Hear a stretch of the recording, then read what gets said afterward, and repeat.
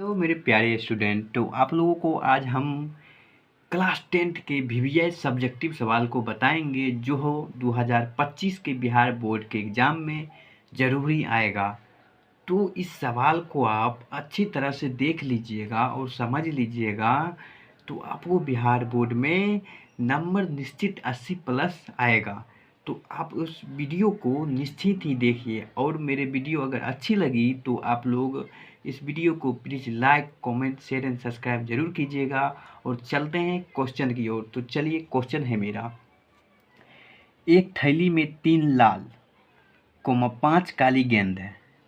इस थैली में से एक गेंद यादृच्छिक निकाली जाती है, तो इसकी क्या प्रायिकता है? गेंद काली है। प्रायिकता का ये सवाल है, प्रोबेबिलिटी का। ये सवाल ही बहुत ही क्या है, इम्पोर्टेंट है। तो चलिए इस सवाल की ओर हम चलते हैं। तो बनाने से पहले लिख देंगे बेटा हॉलो हल। हॉलो हल जैसे घर बनाते हैं तो उसका भी दीवार जड़ देते हैं ना, इस मैथ बनाने का पहला रूल है कि उसको सोलन या हिंदी में हॉलो हल लिख देंगे। ठीक है, चलिए चलते हैं। देखिए अब क्या कह रहा है कि 3 लाल गेंद है। क्या लिखेंगे? लाल गेंद की संख्या, लाल गेंद की संख्या कितना है? 3 है। ठीक है, लाल गेंद की संख्या कितना है? 3 है। आप देखिए लाल गेंद की संख्या 3 है, 5 काली गेंद है, तो काली गेंद की संख्या कितनी है? काली गेंद की संख्या कितनी है? 5। क्या कर रहा है? काली, इस थैली में से एक गेंद को यादृच्छिक निकाल लिया जाता है। जैसे देख लीजिए, एक थैला है, मान लीजिए एक थैला है, इसमें 3 लाल गेंद है और 5 काली गेंद है। क्या है? 5 काली गेंद है। कह रहा है 3 लाल और 5 काली गेंद है, इसमें से एक गेंद यादृच्छिक निकाली जाती है, तो इसकी क्या प्रायिकता होगी? गेंद काली है। एक गेंद क्या होता है? निकाल लिया जाता है। तो काली गेंद क्या कर रही है? पूछ रही है। लाल गेंद हमें नहीं, काली गेंद क्या कर रही है? पूछ रही है। तो चलिए देखते हैं, यहाँ पर लिख देंगे अगर दोनों गेंदों की संख्या, दोनों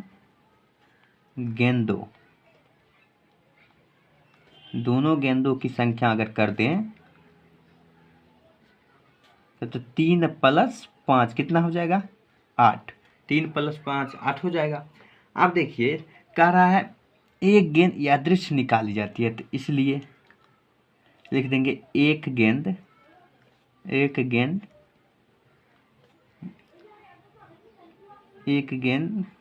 यादृच्छिक निकाली जाती है, इसकी क्या प्रायिकता होगी? एक गेंद की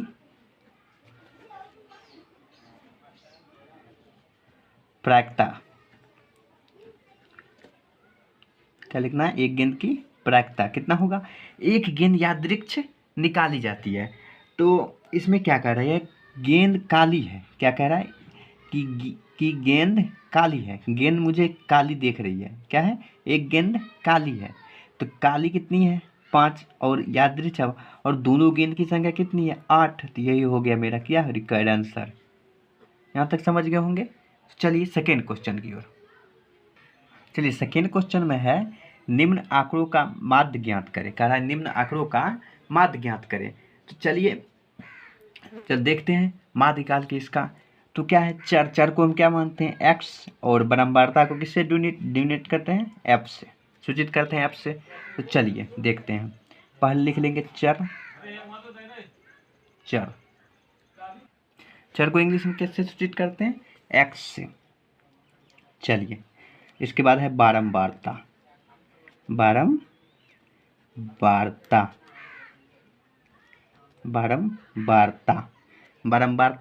अब देखिए ये दोनों को पहले हम देख लेते हैं, उसके बाद आगे आपको हम बताएंगे। चर में क्या है? 2, उसके बाद 4, उसके बाद 3, उसके बाद 7, उसके बाद 8।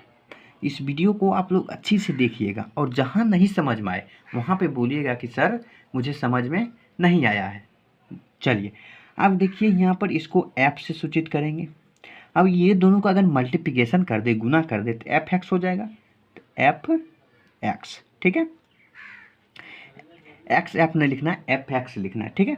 अब चलिए बराबरता है 3 4 2 4 6। अगर इस दोनों को गुना कर दे, 3 दूनी 6, 4 चौके 16, 3 दूनी 6, 4 7 चौके 28, 8 छके 48, ठीक है। आप देखिए यहाँ पर निकालना है माध्य। क्या निकालना है? माध्य। तो माध्य निकालने के लिए क्या करेंगे, इसको जोड़ लेंगे सिग्मा एफ से। सिग्मा एफ में जोड़ के आएंगे तो कितना होगा, 4 3 7 2 9, 9 4 13 6 19 आएगा। क्या आएगा? 19। इसको आएगा sigma F x, sigma F x, ये जोड़ के आएगा 104। आप लोग जोड़ के देख लीजिएगा, 104 ही आएगा। अब चलिए इसमें कह रहा है माध्य का सूत्र लगाने के लिए, इसलिए माध्य बराबर क्या होगा, माध्य बराबर सिग्मा एफ एक्स बट्टे सिग्मा एफ। इसका सूत्र हो गया सिग्मा एफ एक्स बट्टे sigma F. Sigma F x कितना है? 104 और सिग्मा एफ कितना है? 19। अब देखिए 19 से 104 कट जाएगा, काटना है तो काटिए, नहीं तो यही क्या कर देंगे, आंसर कर देंगे। क्या कर देंगे? आंसर कर देंगे। यही होगा सेकेंड नंबर क्वेश्चन का आंसर। तो यहाँ तक आप लोग समझ। चलिए 3 नंबर क्वेश्चन देखते हैं। 3 नंबर क्वेश्चन ये बहुत ही इंपॉर्टेंट क्वेश्चन है, 200% VVI। कितना परसेंट? 200%। चलिए देखते हैं। कह रहा है यदि ABC और त्रिभुज ABC के अंतः कोणों हो तो दिखाएं कि tan B + C बट्टा 2 बराबर cot A बट्टा 2। सिद्ध करके निकालना है cot A बट्टा 2। क्वेश्चन बहुत ही इजी है। क्या है? क्वेश्चन बहुत ही इजी है। त्रिभुज है एक, क्या है एक बेटा? त्रिभुज है, त्रिभुज है ABC। त्रिभुज के तीनों कोनों का योग कितना होता है? 180 डिग्री होता है। ये बात आप लोग भी जानते होंगे। तो सिंपल है, देखिए बनाने से पहले क्या लिखना है? होलोहल। क्या लिखना है? होलोहल, ठीक है। अब क्या करेंगे, कह रहा है त्रिभुज के तीनों कोनों का योग। तो देखिए त्रिभुज के तीनों, पहले क्या चलेंगे, त्रिभुज ABC में, ठीक है, त्रिभुज ABC में। अब क्या करते हैं, लिख देते हैं त्रिभुज के तीनों कोनों का योग। लिख देते हैं त्रिभुज के तीनों कोनों का योग कितना होता है? 180 डिग्री, ठीक है, 180 डिग्री। त्रिभुज के तीनों कौन कौन है? ABC। तो त्रिभुज के तीनों कोनों का योग, योग मतलब जोड़, AB + C बराबर क्या है?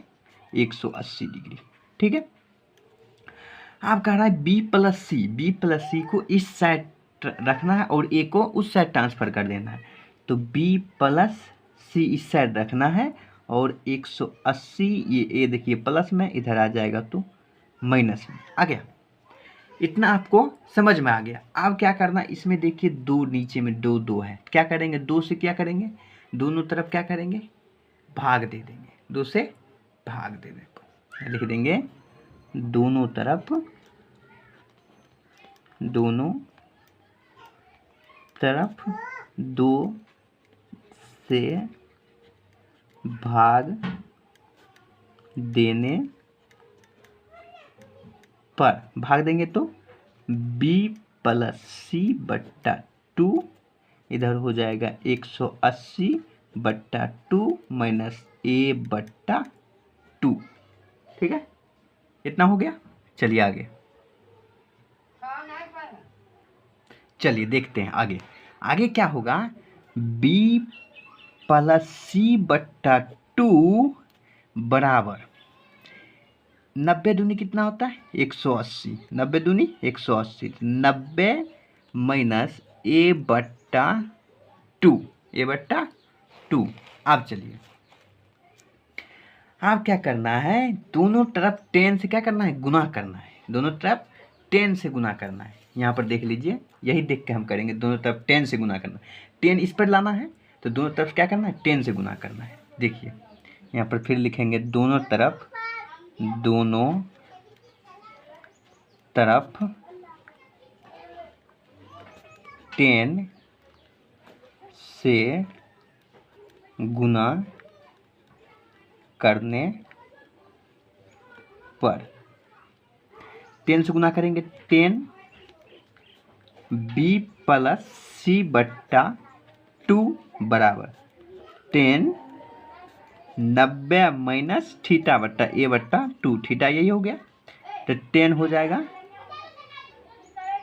बी प्लस सी बट्टा 2, इधर से 10 90 माइनस थीटा क्या होता है कॉट थीटा, कॉट और थीटा क्या है ए बट्टा 2, ए बट्टा 2। यही देखिए हमें क्या है प्रूव्ड करना था, क्या था प्रूव्ड करना था। यहाँ पर देख लीजिए यही चीज़ हमें क्या करना था प्रूव करना था, देख लीजिए। तो चलिए अब चलते हैं 4 नंबर क्वेश्चन की ओर। यहाँ तक समझ गए। अब चलिए 4 नंबर पर। चलिए 4 नंबर क्वेश्चन है, बहुत ही सिंपल है लेकिन इम्पोर्टेंट बहुत ही ज़्यादा है। चलिए देखते हैं। तो बनाने से पहले हॉलो हॉल तो लिखना ही है ये। चलिए देखते हैं। अब क्या करते हैं, यहाँ के बाद क्या करना है बाबू, यहाँ के बाद क्या करना है मान लेना है। और पर में है ना, यहाँ पर उल्टा मानना है, ऑपोजिट पर में संख्या है मानेंगे। माना कि 1 मिनट लिखेंगे, माना कि 5 प्लस √3 परमेय संख्या है। क्या है परमेय संख्या। ये क्वेश्चन बिहार बोर्ड में हर बार पूछी जाती है, ये बात याद रखिएगा। परमेय संख्या है, क्या है परमेय संख्या है। तो इसलिए परमेय संख्या का आप लोग परिभाषा जानते हैं कि वैसी संख्या जिसे p/q के रूप में व्यक्त किया जाता हो। तो इसे क्या करेंगे p/q के रूप में क्या करेंगे व्यक्त कर देंगे, p/q। यहाँ पर लिख देंगे जहाँ p और q क्या है पूर्णांक संख्या, p और q पूर्णांक संख्या है, पूर्णांक संख्या है। किंतु q इजकल टू नॉट 0 हो। q क्या है 0 के बराबर नहीं होना चाहिए। क्या q क्या होगा 0 के बराबर नहीं होना चाहिए, ठीक है। चलिए और अब देखिए 5 प्लस √3 बराबर p/q। परमेय संख्या का परिभाषा याद है तो ये आप खुद से लिख सकते हैं, ठीक है। चलिए अब देखिए प्लस में है, इसको पक्षांतर करेंगे तो माइनस में जाएगा। तो √3 अब बराबर p/q माइनस में 5। इसमें अंश बट्टा हर है, इसमें भी अंश बट्टा हर कर देंगे, 1 रख देंगे, ठीक है। नहीं कुछ तो 1 रख देंगे। अब देखिए √3 बराबर q एक का लघुत्तम क्या आएगा q, 1 से गुना करेंगे p में तो p, 1 से और 5 से गुना करेंगे q में तो 5q। यहाँ तक ये बन गया। अब इसके बाद क्या करना है लिख देना है। अब बहुत ही लिखना है बस, चूंकि p और q पूर्णांक संख्या, क्या लिखना है p और q पूर्णांक संख्या है। किंतु √3 रूट जिसमें लगा रहेगा वो अपरिमेय होगा। √3 अपरिमेय संख्या है, अपरिमेय संख्या है। लेकिन p-5q/q कौन संख्या है परमेय संख्या है, परमेय संख्या है। अब आप बोल दिए कि सर √3 रूट जिसमें लगा रहेगा अपरिमेय संख्या होगा। हाँ तब आप बोलिएगा कि 25 है तो वो भी अपरिमेय संख्या होगा। नहीं बेटा, 25 का वर्गमूल पूरा कहता है कितना है 5। तो ये अपरिमेय संख्या नहीं, ये परमेय संख्या हो जाएगी, ठीक है। जिसका वर्गमूल नहीं निकलेगा वो अपरिमेय संख्या होगी। तो यहाँ पर लिख देंगे इसलिए परमेय संख्या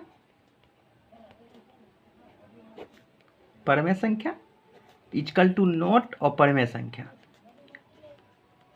अपरिमेय संख्या लिखेंगे। अतः 5 प्लस √3 अपरिमेय संख्या है। ये कहने का मतलब हुआ परमेय संख्या और परमेय संख्या के कभी बराबर नहीं होगा। इसलिए 5 प्लस √3 अपरिमेय संख्या है। यहाँ पर लिख देंगे प्रूव्ड। यही चीज़ क्या करना था, प्रूव्ड। इतना प्रूव कर लीजिएगा तो आप लोग को 2 नंबर बिहार बोर्ड में निश्चित ही आ जाएगा। अब चलते हैं 5 नंबर क्वेश्चन की ओर। चलिए 5 नंबर क्वेश्चन देखते हैं। 5 नंबर में क्या है कि सिद्ध करें कि √3 और परमेय संख्या। बहुत ही सिंपल है, लेकिन 2 नंबर में हर बार पूछता है बबुआ क्वेश्चन, यार निश्चित रखिएगा। हर बार कुछ पूछे या ना पूछे, ये तो जरूर पूछेगा। तो चलिए बनाते हैं हौलो हल। ये तो हम बताए थे अगले क्वेश्चन में। और परमेय है तो परमेय मान लेना है, तो यहाँ पर मानेंगे माना कि √3 परमेय संख्या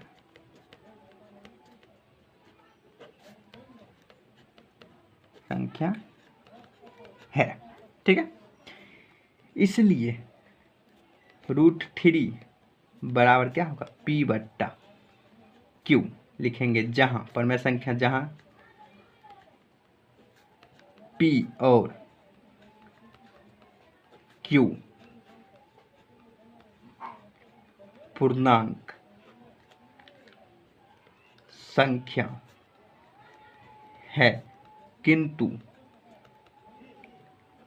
Q = नॉट 0 हो। ठीक है, परमेय का परिभाषा होगा तो वही लिखना है, परमेय का परिभाषा ही लिखिए, समझिए। अब चलिए √3 बराबर P/Q। यहाँ पर क्या करना है बेटा, यहाँ पर याद रखना है कि क्या करना है, दोनों तरफ क्या करेंगे, वर्ग कर देंगे। दोनों तरफ वर्ग करने पर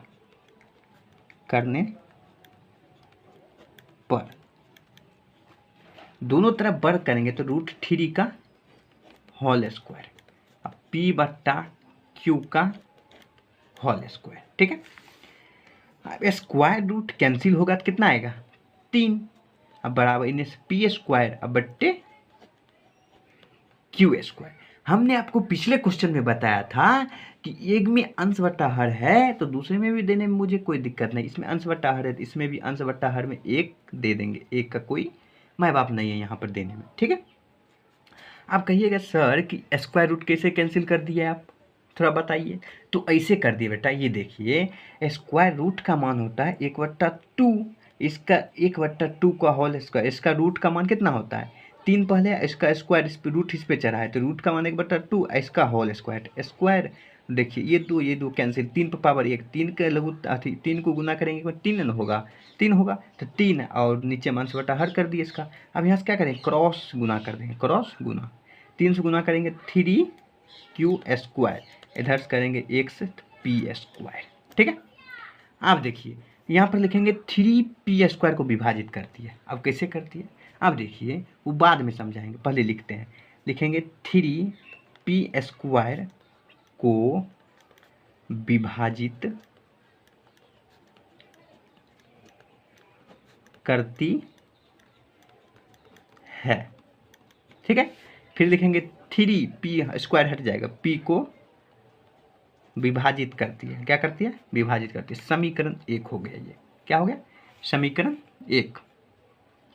आप कहिएगा ये P² कैसे विभाजित करती है, मान लीजिए 3 का स्क्वायर बट्टे 3, ठीक है, बट्टे 3 है, 3 का स्क्वायर करेंगे तो कितना आएगा 9/3, 3 3 9 तपर भी कट रहा है। अगर 3/3 कर रहे हैं तपर भी कट रहा है, एक आ रहा है, कट तो रहा है ना। तो वही चीज़ अगर यहाँ पर कट रहा है तो इसको भी विभाजित कर रहे हैं, इसको भी विभाजित कर रहे हैं, तो उसी प्रकार इसको भी इससे विभाजित कर सकते हैं। ठीक है, यहाँ के बाद क्या कर देंगे, एक पार्ट बन गया तो दूसरा पार्ट आप अपने आप समझ जाइएगा।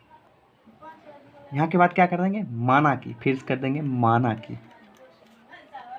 माना कि P बराबर 3 और अल्फ़ाबेट का कोई भी कांस्टेंट मान लेंगे, मान लेते हैं K।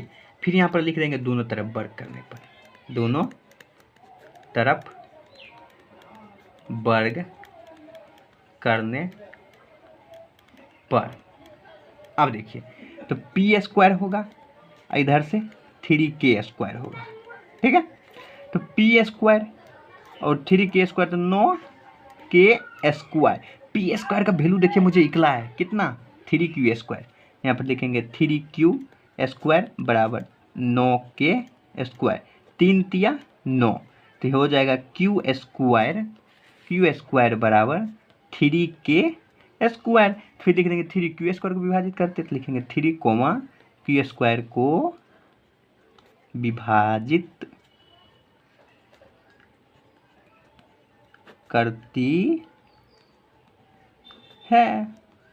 फिर लिखेंगे 3 क्यू को विभाजित करते उसी प्रकार, समीकरण 2। ठीक है।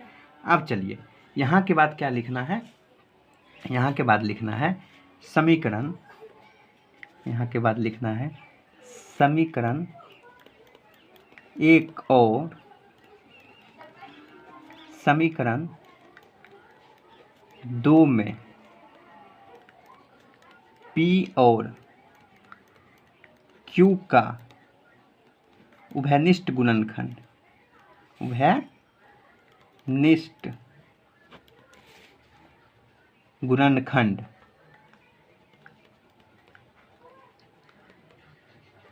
समीकरण 1 और 2 में P और Q को उभयनिष्ठ गुणनखंड कितना, एक है ना, है एक है तथा P और Q का उभयनिष्ठ गुणनखंड कितना है, 3 है। देख लीजिए 3 है ना, P और Q का उभयनिष्ठ गुणनखंड, उभयनिष्ठ गुणनखंड 3 है। ठीक है। यहाँ के बाद क्या करना है, यहाँ के बाद आगे क्या करना है वो चीज़ देखिए। थोड़ा आगे चलते हैं, पेज पलट देते हैं। चलिए यहाँ के बाद लिखेंगे परमेय संख्या इक्वल टू नोट अपरमेय संख्या